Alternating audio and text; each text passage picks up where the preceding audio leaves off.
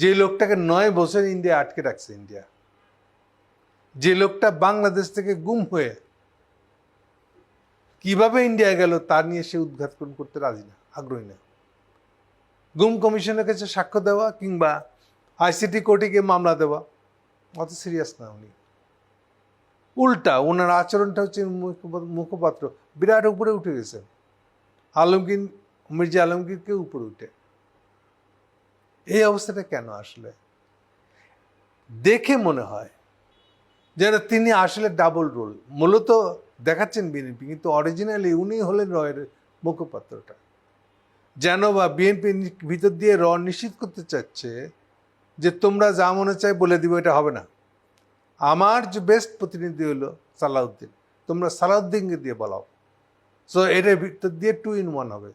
উনি একই সঙ্গে বিএনপি, একই সঙ্গে আমাদের লোক, রয়ের লোক। সালাউদ্দিন দেশে ফিরছে তো এই সন্দেহ নিয়েই। উনি 9 বছর একটা গুম হয়ে থাকা ব্যক্তি, বাংলাদেশে কিভাবে গেছে নিজেটা আগ্রহ করে খুঁড়ে দেখতে চায় না। উনি যেন সব নিশ্চিত, কে নিয়ে গেছে, তারপরে তার সাথে কি ডিল হয়েছে, কিভাবে তিনি দেশে ফিরে আসছেন, সব পরিষ্কার ওনার কাছে। এই জন্য উনি ইন্টারেস্টেড না। এটা খুবই বিস্ময়কর একটা বক্তব্য আর কি।